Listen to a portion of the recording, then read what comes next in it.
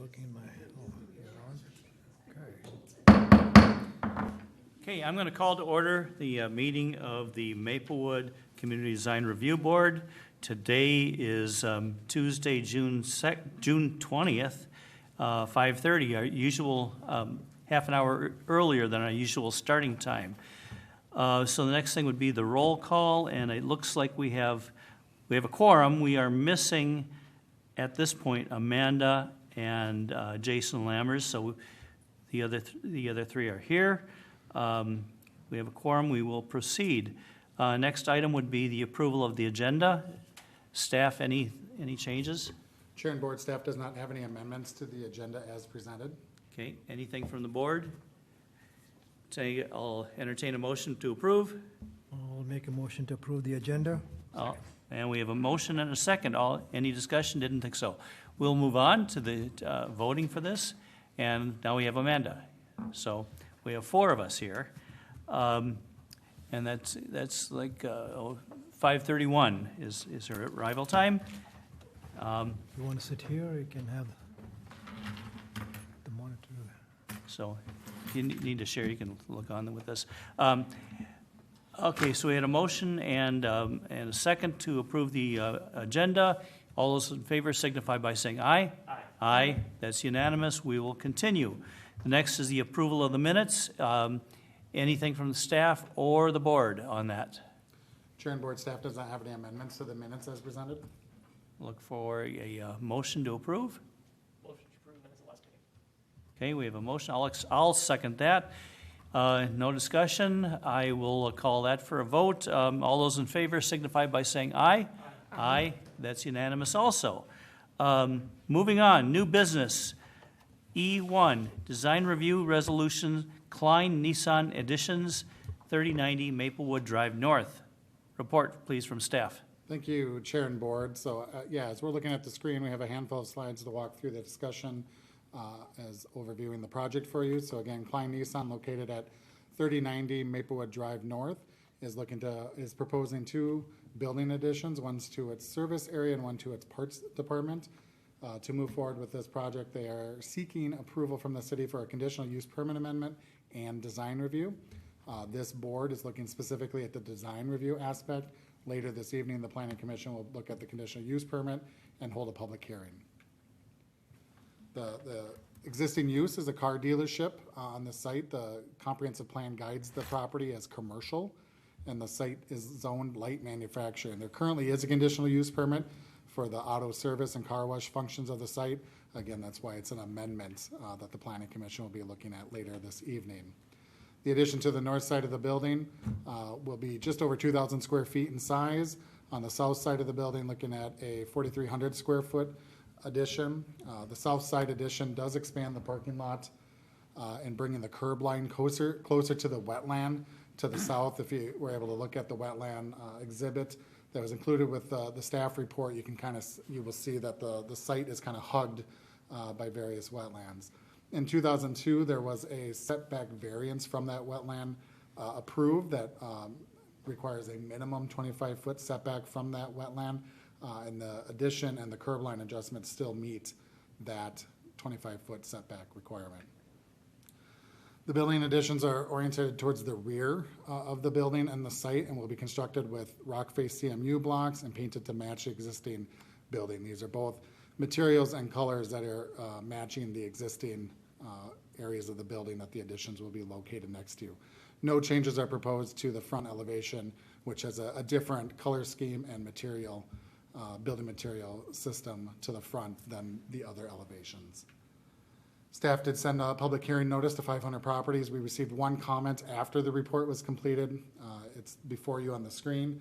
This is the neighboring property directly to the east, where there is a dental laboratory building, and he just had concerns, the owner of that building had concerns of County Road D Court, which is the public road to the north of the Klein site that runs east-west, with some parking that's spilling over from the Klein lot to that right-of-way. So that is something that the Planning Commission will take under consideration with their review of the conditional use permit and wanting to see if there's any conditions that they would like to consider for the conditional use permit aspect. This is more informational for you tonight, as this doesn't necessarily directly impact the design aspect of the project. So with that, the CDRB, the body before us tonight, is looking at the project, as well the Planning Commission will later this evening. City Council will be asked to make a final decision on July 10th on the project. With that, staff is recommending approval and stand for questions, as can the applicant.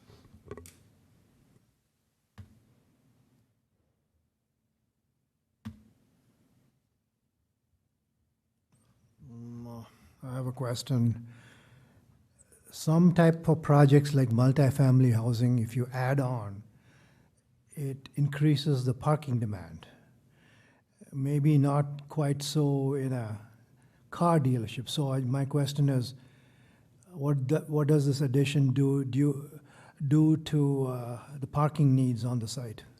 Chair and Commission, so a dealership is the requirements of the ordinance for parking.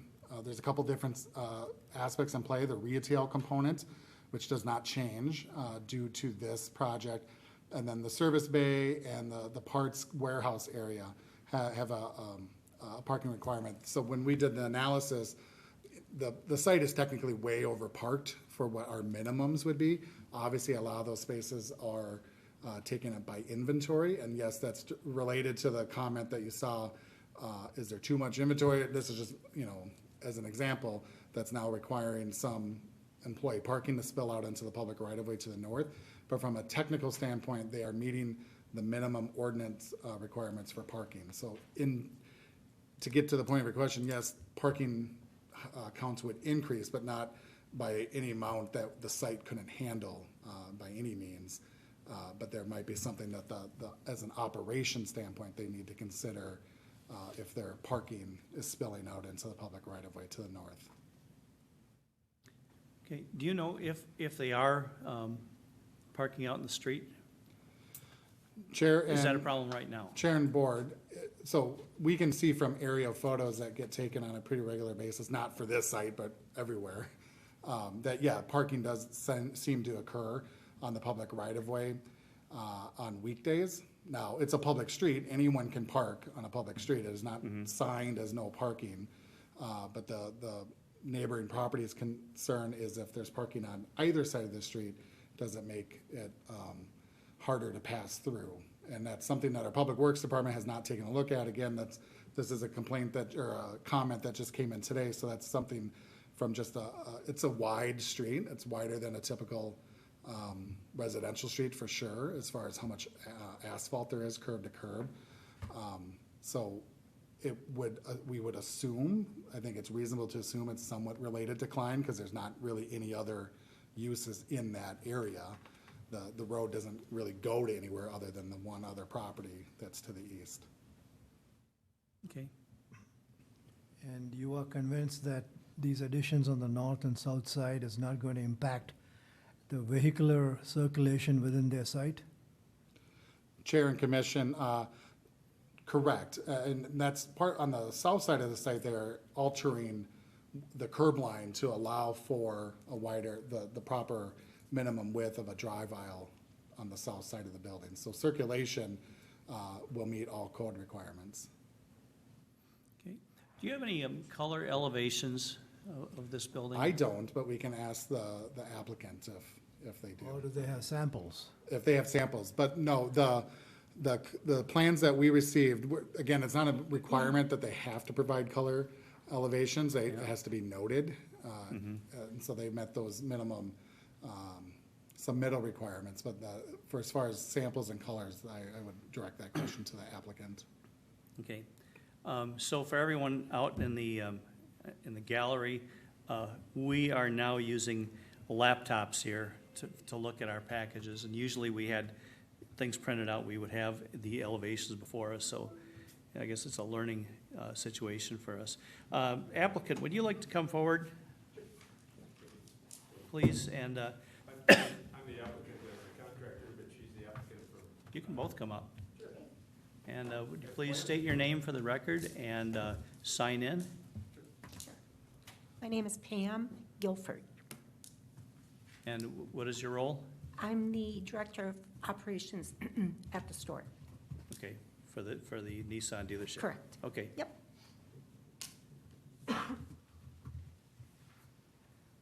And I'm Jack Gratkin, President and owner of RJ Ryan Construction.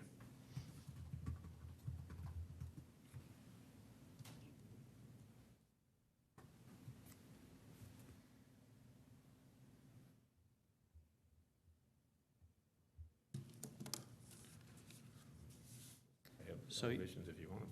Yeah, if you could just show them to us. Given the nature of this project, it looks like that the design is more for the ducks and deer than for people, but Yeah. we'd like to take a look. You want them up there? Yeah, just, Are if you you able to just, put that on there and show it on the monitor or no? Chair and Commission, with any plans, we can pull it up right on the screen, so if you just give me a moment, I can pull up the plan sheet. okay, So I can tell you, the colors are Nissan national standards that we follow. So anytime you drive by a Nissan dealership, they look alike. It's a gray silver ACM panel in glass with, we call them clear frames, but they're silver frames on the front of the elevation and the sides. And the service department, where we're adding on to, is a rock face concrete block that's painted a light gray. So that color isn't gonna change. It's been that way. We built that building about 20 years ago. okay. And so this elevation will look exactly blend right in. It'll be the same Okay. type of construction. You say your existing building block is 20 years old. I think that's pretty close that we did that building But about the 20 rock years. face block, Mhm. you put new rock face block next to old rock face block, it's never gonna match. For sure it will. It'll take another 20 years for the dirt to get on both the new and the old, to really match. It's not a pre-colored block. It's a painted block. So then are you planning to paint the existing building also? We put an addition on 3 or 4 years ago. We added a car wash about 4 years ago and a detail bay, and we did paint the building then. If it needs it again, the balance of the block, there's a stucco feature on part of it as well, an ephes. So if it needs it, that'll be up to Pam. Probably wouldn't hurt to repaint it to match. Yeah, we definitely want it to match. So you're open to painting the existing block? Okay. When I took a look at it, it looked like everything pretty much matched anyway. So, Are those specs provided nationally from Nissan, or is that, or do you do your own? No, we have to, when we build a dealership, which we build a lot of them, there's design standards that are put out nationally, not only for Nissan, but we redid the Volvo store a few years ago. We built several other dealerships up White Bear Avenue as well. The manufacturers put out, that's why all Chevy stores look alike, all Nissan stores look alike, Toyota stores all primarily look alike, other than, you know, the front of house has to look the same, the back area can change a little bit, but customer touch versus. Will there be any mechanical units on top of the new roof? Yes. And There'll be one. are there any mechanical units on top of the existing roof? Yes.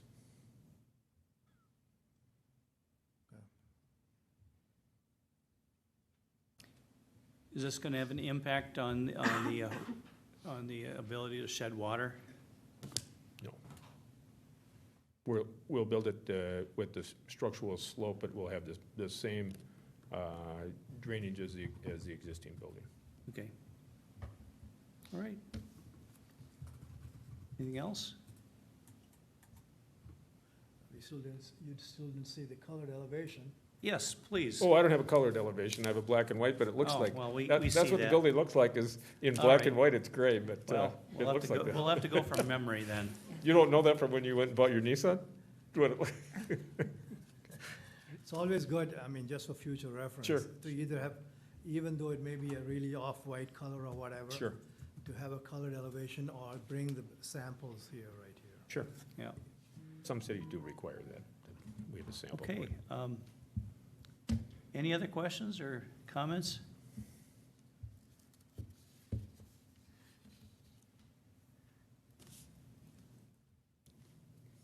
Great, Thank you. thank you. Yep. Anyone want to make a motion on this? I think we are looking at page 15 and 16, is that correct? Chair and Commission, that is where the resolutions are located, or the resolution is located. The recommended action is on page 9 of your packet. And then that's referring to the design resolution on page 15 and 16. So No, I've got a aerial map on page 9. If you look at the footer of the, so I guess if you're looking at the PDF. Oh, okay, it's page 9 of the package. yeah. Okay. But 15 and 16 is really where the design review items are being talked about. Correct. Okay, I'll take a stab. Hold on here.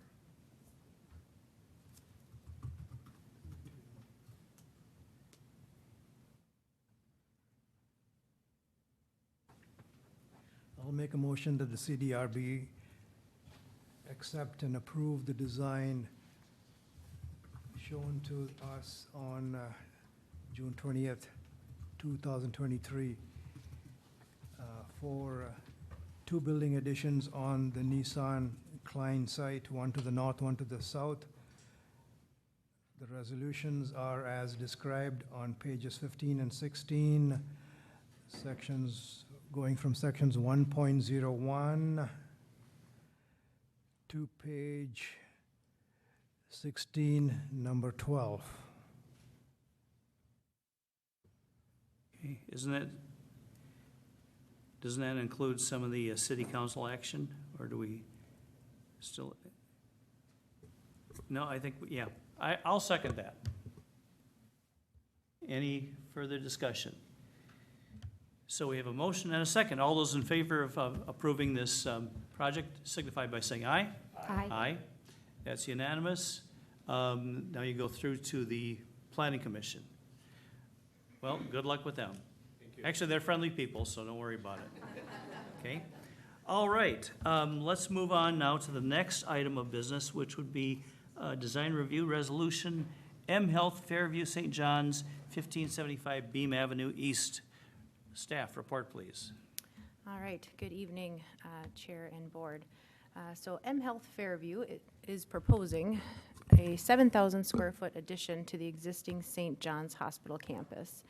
The addition would include a 16-bed medical observation unit, and this is intended to provide immediate patient care capacity due to an increase in patient volumes. The site, over on the overview map there to your right, is 28 acres in size. The area where the project is proposed is outlined in yellow. So tonight they're requesting approval for a conditional use permit amendment and design review. The property is guided for employment uses with an emphasis on job retention and creation, near frequent and reliable transit. The land use supports manufacturing, industrial areas, higher intensity office, clinical, and business uses, and the proposal meets this intent. The site is zoned business commercial. Obviously, the use is a permitted use on this site. However, there is an existing conditional use permit for that hospital that is in place, and an amendment is required for that expansion or any changes on site. And so this amendment would include the proposed project details. More about the project. It's a 7,000 square foot single level building addition located within the interior of the site. It's not directly attached to the adjoining building foundation, but will have an enclosed at-grade connection. All setbacks are achieved. The existing site access remains the same from the current parking lot area to the east and the adjacent southwest building. The campus has 1,252 parking spaces, and they're required to maintain that parking count as a condition of their permit. So the parking capacity on the property is remaining the same for this project. There's not an anticipated increase or a need that's been determined based on this. Here is a overview of the project. It's the darker gray area. The existing building on the southwest, as I mentioned, that's where the connection will be. You can see on the shape of the addition is kind of like a T. On the lower part of the T, that's where it'll be connected to that existing building. Elevation perspectives of the building here. This is looking, from the southeast corner of the site, looking at the addition. And then the other ones there of each side of the building. Proposed building will be constructed with high-quality, attractive materials that are going to complement the existing buildings and overall site. Proposing cedar architectural wall panels with staggered seams in a vintage wood espresso color, black aluminum framed insulated window frames with insulated glazing. The building is one level, and it is 12.8 feet in height. Elevation drawings showing each side of the building, as well as the proposed screening of the mechanical area that'll be on the south side of the addition. That's 365 square feet. On the right, you'll see a perspective of that screening. It's a 10-foot fence with cedar wood slats that are fastened to steel posts. They're wood, and they'll be stained to match the building. And they're installed on alternating sides of the post in order to provide airflow to the mechanical equipment, but essentially it'll be 100% opaque, so it'll effectively screen that mechanical yard. They are proposing some tree removal, replacement, and landscaping with the project, 21 trees and proposing 11. There's a detailed staff review by our environmental planner and natural resources coordinator that was included in the report, outlining what they'll need to do as far as updating those plans, planting additional trees or paying into the city's tree fund, and submitting those updated plans prior to getting their building permit. Staff surveyed the surrounding properties and sent a public hearing notice to folks within 500 feet. There were not any comments received on this project. Again, referencing the staff reports for review, the engineering report and the environmental report with conditions of approval. This is being reviewed by you tonight, design board. The Planning Commission is going to review this project later on for that conditional use permit amendment aspect that we referenced. And then this is tentatively scheduled to go to the council on July 10th. So with that, staff recommends approval of the project. I did put the motions in here, and I can also reference the page number for you. I'm happy to answer any questions that you have, and I know we have some representatives for the application here as well. Okay. Board, any questions for the staff? So what I'm hearing is that they have enough parking to allow for this additional 7,000 square feet addition.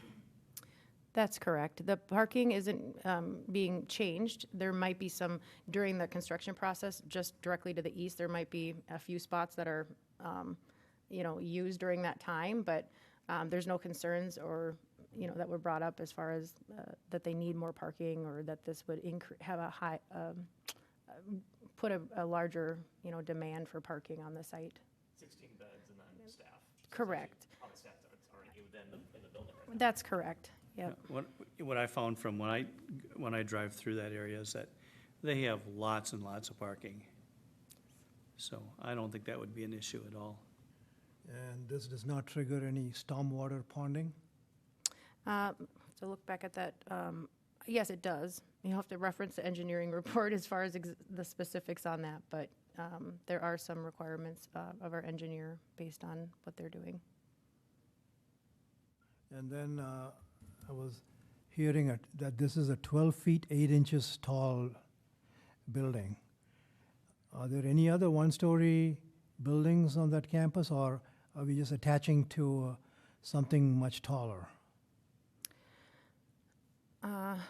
Chair and board, I am not aware if there are other one-level buildings on that site. But yes, it is attaching to a building that is taller. Their primary building on the southwest corner there. Okay. Would the applicant like to come forward? Please state your name for the record who you represent, and sign in, please. Hi, my name is Danielle Gethke. I am the Vice President of Hospital Operations for St. John's Hospital. Hi, everyone. Kyle Weissman. I'm the architect for the project.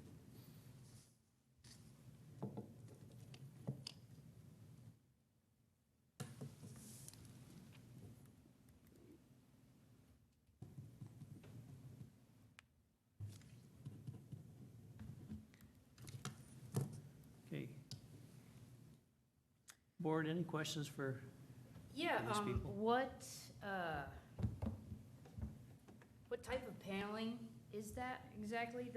That was, oh, great, he has a sample and everything. All right, we All love right. samples. This is the brick mill. Look at that. Yeah. Building brick mill on top. So it's actually a cement board metal panel. Okay, Yeah. So it's a wood look, and it's a prefabricated system that we're using on the exterior of the building. Mostly because we can't use wood on a healthcare project. So it's a wood look, and the work we're doing doesn't support brick masonry. So we're trying to be as close to the existing building context as possible, and that's the material we're using for Okay. the project. So this is like the siding of the building? Correct. Okay. And is that material being used right now? Not on campus. So this would be a new use in Correct. this building? Correct. I think one thing to note for the design review board, this project is actually, because of the need for patient care space, because the volume in the campus is overflowing with patients, there's not enough beds to keep up with the demand. This project is actually a fully prefabricated building built off-site. So we're using material that can be attached to the building, shipped to the site, so we can build this building within 4 months. So we're trying to get patient care space to the end of the year, which is the reason for using that product. Okay. Then you have a screen for mechanical parts of the building? Correct. Is it the same material or is it something else? It's gonna be a wood panel Wood panel? that is basically 2x6 lumber. They'll be painted to match the same color. Because Okay. it's a screening element, we can use wood there. And it was more cost effective and matches the aesthetic of the campus more effectively. Okay. In this image that's on the screen, the color does not really match is it brick on the three-story building? Yes. Yeah, it is brick on the 3-story building. So was there any thought about maybe these panels should match the color of that brick? Yeah, so I think the rendering's a little bit misleading because of the coloring, I'll say, or the lightness of it.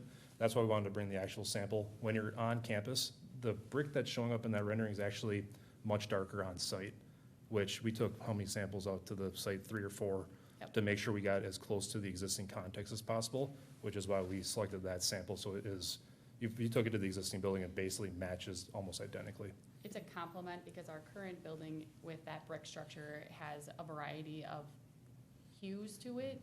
And so we actually took it on the site, looked at it in multiple different ways, in the sun, in the shade, to be able to find a complementary color so that it felt like it was connected and part of our building, because it is part of our hospital.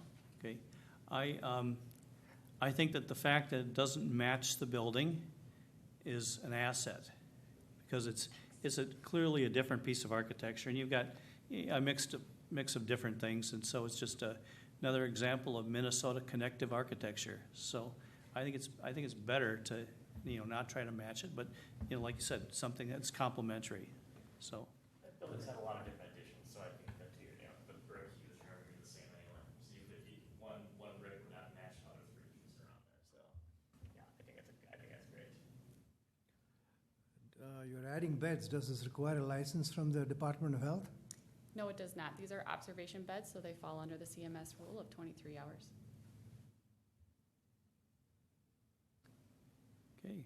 And then is that a sidewalk next to the building, or what is it? Yeah, there's a sidewalk next to the building, so if you look at the site plan that I believe is in your packet, you can see how we're navigating. Because we're connecting adjacent to an existing staircase, we need to maintain that sidewalk, as well as a sidewalk that is to the bottom right of the corner, or bottom right of the building. So we're maintaining the sidewalk in the middle and the sidewalk wrap around the building to maintain all of the required egress to public ways. But you have windows there, and I assume those are observation bed windows. So how do you address the privacy issues? Yeah, so all of the windows inside have Meco shades that are 2%, so they can open and close. Also, that exit that is wrapping around is not a main thoroughfare, it's really an emergency exit, so there's really gonna be no volume on that. But as well as the screening and then low volume, it really wasn't a concern for us based on the proximity of the walk. We have existing spaces in multiple places in our campus that have the same position. What is the width of that sidewalk? The width of the sidewalk is 5 feet. The one that's like at the north end of the new building? That's 5 feet? Correct. 5 or 6? 5. So, okay. And you will have some landscaping between the sidewalk and the building? Correct. And even though the windows go down to like a foot from the floor, Yeah, because of getting the building up above grade a little bit for some of the stormwater and connecting to the existing building, the extra skin goes a little bit below the finished floor, and then we have low shrubs that basically wrap the perimeter of the building for landscape context. From the elevation I'm looking at, which I have to turn my head for, because the way it's laid out on my computer, it looks like the landscaping is across the sidewalk from the building. I don't see a problem with that. You know, it looks like, sounds like the sidewalk is just a requirement for egress, just for safety, Correct. so. It is. Correct. Yep. So, I think for anybody passing by it, it looks like it's landscaped. Besides that, even if you had like that much room, there's not much you can do without having all that new landscape just spilling over the sidewalk, and that just doesn't look very neat and probably not very safe either. Correct. is this the last available land on site to build something, or is there future possibilities here, given the land restrictions? Well, we have 28 acres on this property, so this wouldn't be the last. This is the best place for what we're trying to do for our patients at St. John's. As we know, in August, we actually opened up a cath lab that was approved through this council, and that in order to be able to provide great service to the community of Maplewood and the surrounding area, we need to be able to support our patient population through a variety of ways, which includes inpatients and also these observation to be able to care for them properly.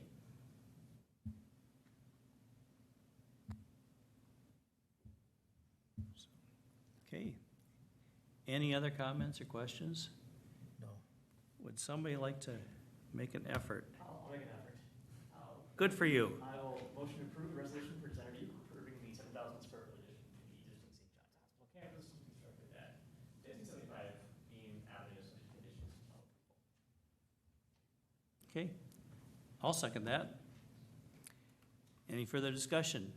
Hearing none, we'll call that to a vote. All those in favor of approving this resolution signify by saying aye. Aye. Aye. That sounds like it's unanimous. Does this go, this has got to go before the planning commission too, right? Well, good luck with them. Yes, that's correct. They're nice people. I always keep, he just, I always say that, so. Thank you. Okay, thank you.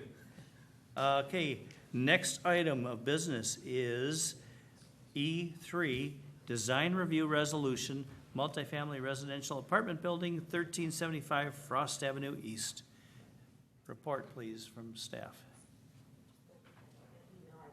Oh, it looks like somebody had something to say about it. They did. Was it good or was it not so good? You'll have to read it.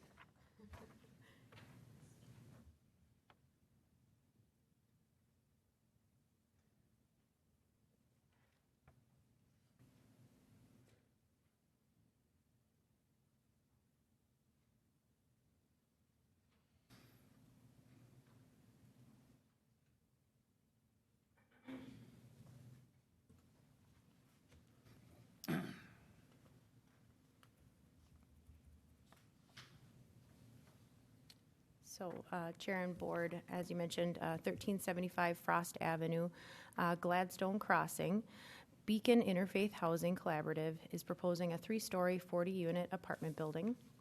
The site is 1.23 acres and includes the former Gladstone House. The city is the current property owner. The city council entered into a purchase agreement with Beacon last year to develop housing on this site. So tonight they are requesting approval for design review and a parking waiver. This site is guided, mixed-use neighborhood, high density, and the land use supports neighborhood serving commercial, retail, service businesses, offices, and high-density housing. The proposal meets the intent of the land use guidance. The site is zoned mixed use, and a multi-dwelling residential apartment is a permitted use. The site allows for up to 25 to 50 units per acre. The applicant is proposing 40 units. At the site size of 1.23 acres, it could have up to 61 units. The proposed 20,000 square foot building will comprise 30 two-bedroom apartments, 6 three-bedroom apartments, and 4 four-bedroom apartments. And there'll also be some spaces for supportive services and common gathering. The ordinance requires a minimum unit size of 740 square feet for a two-bedroom, 860 for a three-bedroom unit, and 1,040 square feet for a four-bedroom unit, and all the dwellings in the project meet these requirements.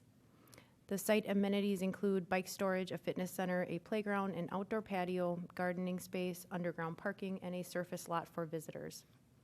All trash and recycling will be maintained within the building. They'll have a chute access available on each floor of the building. The site is accessed off Clarence Street from Frost Avenue on the west side. On the interior and north end of the site is where the patio and gardening space and playground area are. And all required setbacks are achieved. Perspective, this is looking at the interior of the site. So if you're standing on the north end looking south, this is, you can see the playground and gardening area, patio space near the main entrance, kind of behind that playground structure. Or on the other side, I'm sorry, on the corner. The exterior walls are adjacent to or visible from a public right-of-way or public open space are required to be up to 40 feet in length.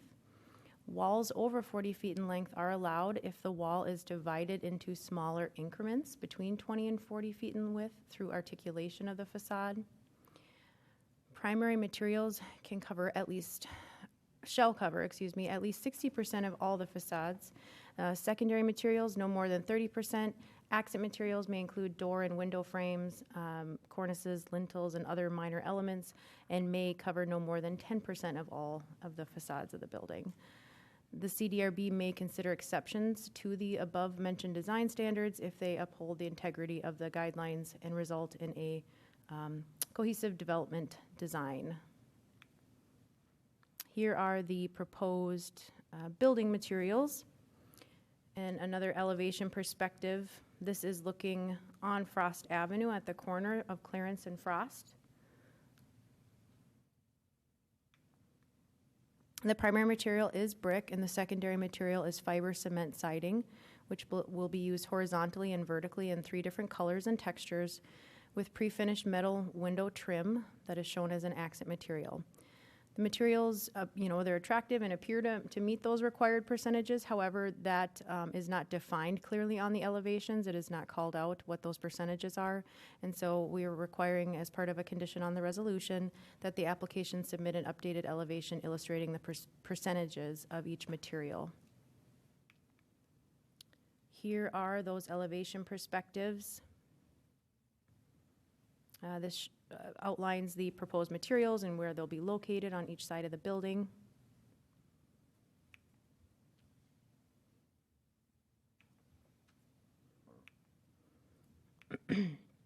So the building is 3 stories and 35 feet in height, achieves code requirements.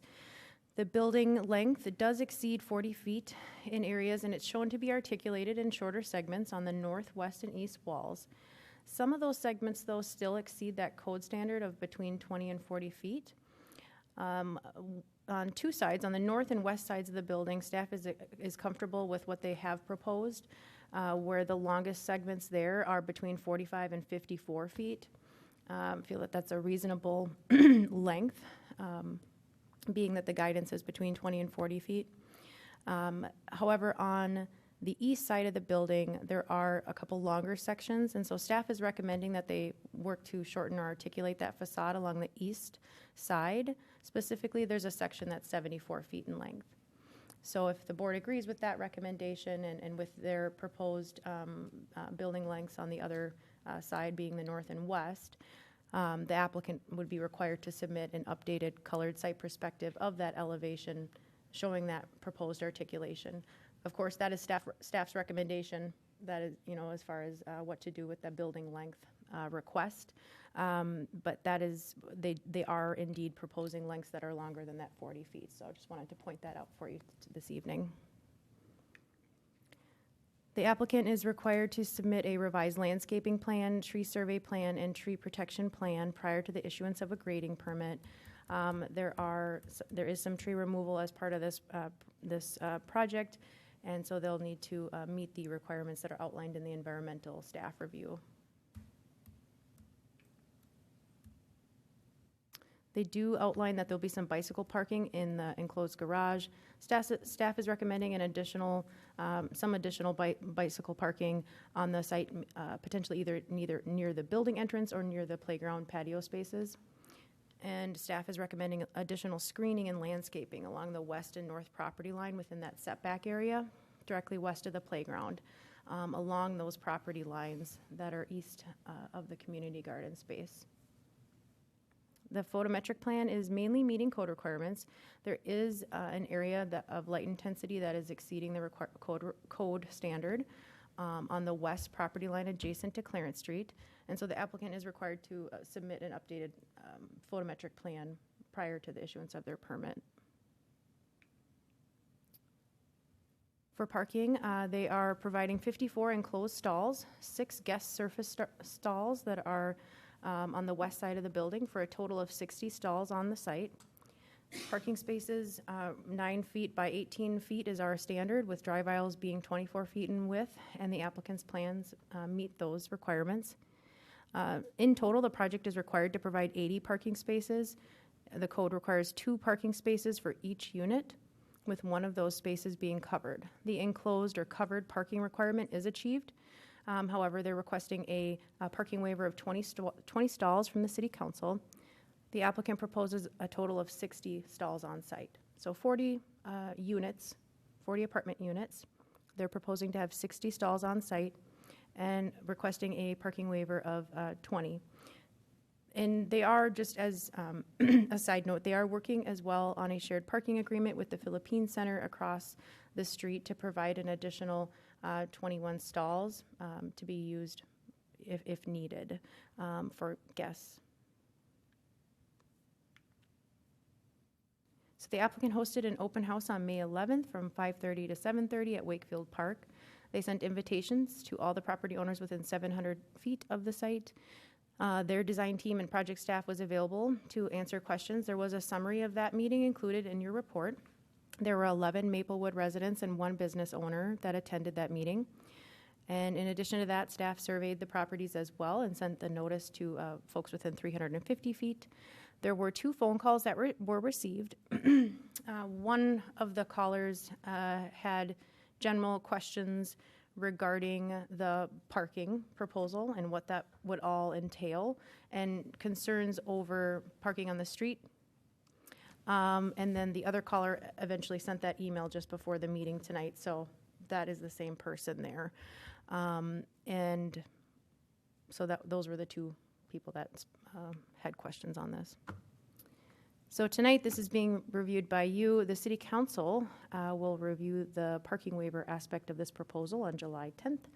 And included in the report are the engineering and environmental staff reviews. And staff is recommending approval of this project with conditions. I have the recommended action for you this evening up on the PowerPoint slide. What is the Philippine Center? Chair and board, I guess I don't know the nature of everything that they do there. But yeah, that's my general sense, is it's a community center. Okay. it might be a good question for the applicant since they've been in contact with them. And Chair and it's Board, I my- would just add, yeah, I would agree. It's a cultural center, and they are essentially a party to the land component of the project, because currently they own the vacant parking lot that's adjacent to the Gladstone House. The city owns the vacant parking lot that's adjacent to the Philippine Center. And so as part of the purchase agreement with Beacon, there's also a land swap agreement that the council has approved that swaps those parking lots. So the Philippine Center actually gets the parking lot that's adjacent to their building, which the building used to be City Hall way back when, and then it was sold off into a couple different users until it's the Philippine Center today. And then the parking lot that the Philippine Center currently owns across the street would be contiguous to this project site. So they are essentially a project partner at this point to help facilitate moving forward. And that's all been, it's all agreed and it's a done deal? Chair and commission, well, the agreement components are done deals. They still have to get the land use entitlement approved to be able to move forward with the Okay. project. All right. Applicant, would you like to come forward? And state your name, where you're from, and sign in, please. Hi, I'm Joan Bennett. I'm with Beacon Interfaith Housing Collaborative, and I'm a project manager. And I see all of you are wearing, is that the Beacon logo? Hi, everyone. I'm Kate Bloomwise, and I'm the project manager for Pope Design Group.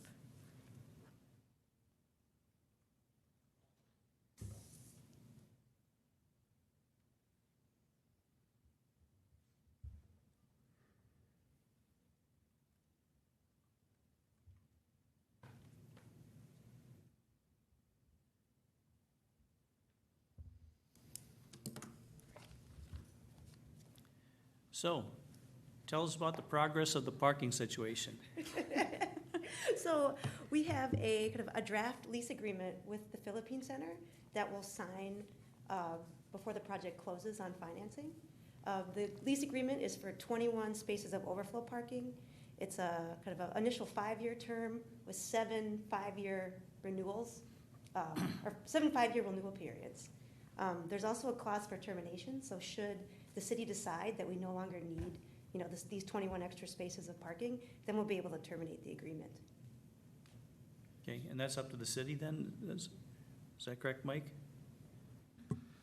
Chair and Commission, so yeah, part of the parking waiver request, the city would have the ability to kind of review conditions.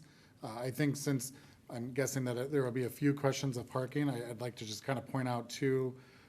So their ratio of parking, take the overflow parking with Philippine Center out of the equation, they would be at a 1.5 parking ratio.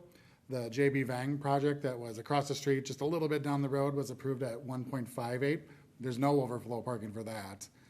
And that's a mixed income type project. Further down Frost, the Reuter Walton project on the other side of the Gladstone Savannah, fully market rate was approved at 1.42 parking ratio. So again, our code standard is 2, but we have examples right in the neighborhood where the city has been approving less than. So I feel comfortable the city staff would recommend approval of the parking waiver regardless of overflow parking. So this is not necessarily something that the city has been pushing for, but I think the applicant wanting to be sensitive to the context of the neighborhood and concerns have gone above and beyond to work with a neighboring property to have this potential parking overflow agreement in place. Okay. Has there been a problem with people parking on the street? Chair and Commission, or Chair and Board, I would say depends on how you perceive that as a problem, but that happens throughout the city. Well, and it's yeah, I understand during the day that, you can park there because, well, that's the law allows it, but, we have the overnight parking thing, but Yep. has there been any problem with the overnight? At any given time in the city, there is a neighborhood Significant street. problem. There's not a significant problem, Okay. but there's usually 1 or 2 points in the city that the police have been asked to pay attention and ticket and potentially tow a car if they're a repeat Okay. offender.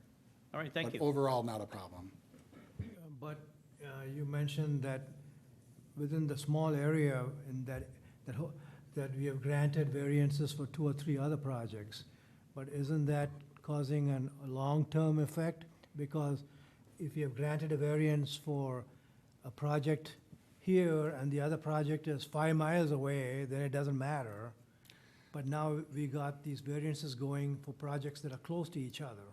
Chair and board, and just because the terminology is important, they're not variances, they're waivers, so there's different standards of how the city approves them. Obviously, all projects haven't been built yet. We do think that the populations of these projects in the end are not as car dependent as a typical residential project or unit. So no, we don't feel at this time that there's going to be a kind of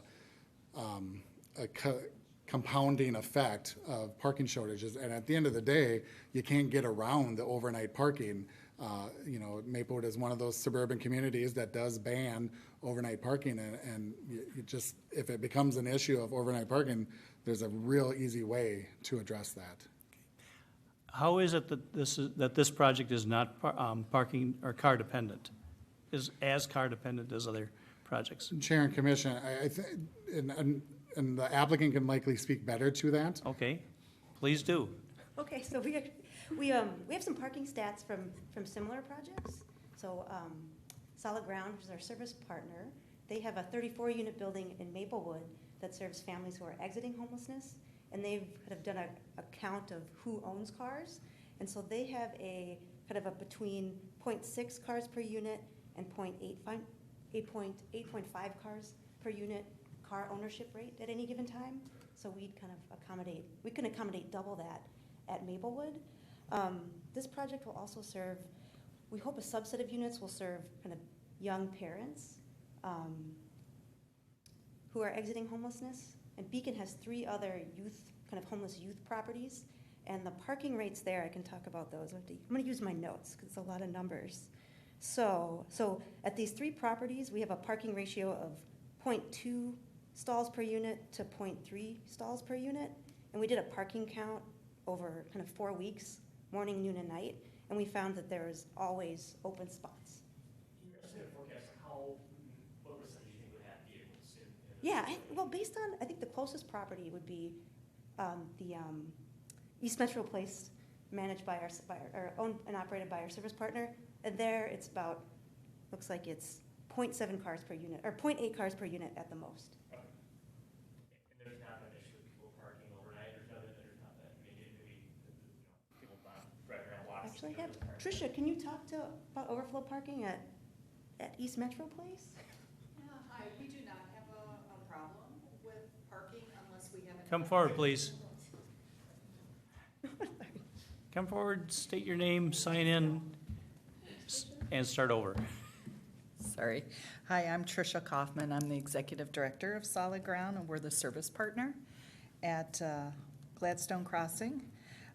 We currently have a 34-unit building in White Bear Lake that is also supportive housing, and we have about 0.6 to, what was it, 0.9, 0.8? Yeah, cars per unit. So we don't see everybody having a vehicle. And the only time we experience problems is if Solid Ground is having an event at the building. Products are relative, we're not having issues getting in and out of the building apart at that. Correct. Yeah. Okay, I'm believing you.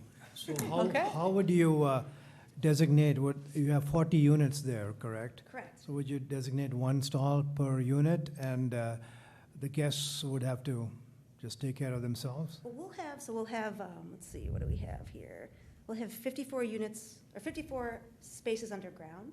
So we'll do a minimum of 1 kind of space per unit. And then we'll have 5 above-ground parking spaces for guests. But I'd imagine we could also use some of that underground parking for staff or regular visitors. Okay. Any other questions regarding parking? Is it the purview of this board for parking, or is it the planning that has jurisdiction over the parking? So the parking waiver, the final, determination on that request is made by the city council. Okay, but they're listening to our input, so, Certainly. okay, I do have another question. certainly. I know beauty is in the eye of the beholder, but there's 4 panels shown here, the light gray. The light gray panel, can you tell me where on the building that light gray panel is? No, that is a dark one, but there's also the second from the top. Okay, Oh, I see where it is. okay, It's yes. right in there, so. And again, beauty is in the eye of the beholder, Yes? but I have my opinion on, overall, I love the architecture, I love the elevations. They do a lot of good. With the addition that the staff has made, that the 74-foot elevation needs some back and forth. It doesn't need to be in one plane. So I agree with that. But I'm not so fond of this color of this thing at the corner there, which is, yes. To me, that's standing out quite a bit because it's not in harmony with the brick color or the darker gray color. So what I would like to see is another color option for that corner piece. And I would suggest maybe it's another variation of gray between the light gray and the dark gray. But I'm going to recommend that they're going to submit revised elevations anyway for percentages of materials to the staff. So along with that, I like to see that change also made. Okay, and going with the idea of beauty is in the eye of the beholder, I'm a different beholder. I like that contrast. I'd say it was specifically chosen to call out the entry, because we don't want people walking up to, different areas of the building, so we want to make sure that everybody knows where the main entry is located. No, I applaud that. I see a reason for that being a different color. It's just that I'm not so much in favor of that color, that's all. I think it was more yellow on the rendering than it does. Can you bring those samples forward?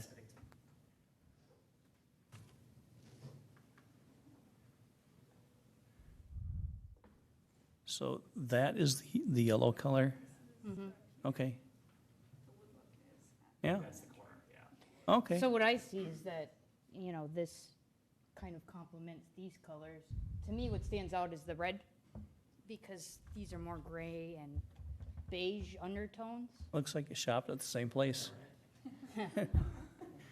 And So I would say if you guys are gonna change anything, maybe the brick hue is more like, I think I know what you're saying, if this was as yellow as it is there, but I think this is, I see your point, this looks good on the corner there. Yeah, now that I'm seeing the actual panel, and the rendering is not quite accurate, so I'm okay with it. all right. Okay. What about mechanical equipment? Are these units do they all have their own AC and heat? Correct, yep, they have Okay. magic packs, which we've tried to tuck in onto the side. There will Okay, be some. yeah, I see it now from the elevation. Yep, there will be What some about the common areas? mechanical- Yeah, we'll need some from, the common area spaces, which will be up on the roof and screened. They'll be. You'll won't be screen, visible. okay. Yep. We always ask about that, as long as you know that we expect you to screen it, Mhm. we're good. Okay, any other questions from anybody, comments? Elizabeth, would you be able to tell the board more in detail about our phone conversation last week? As a resident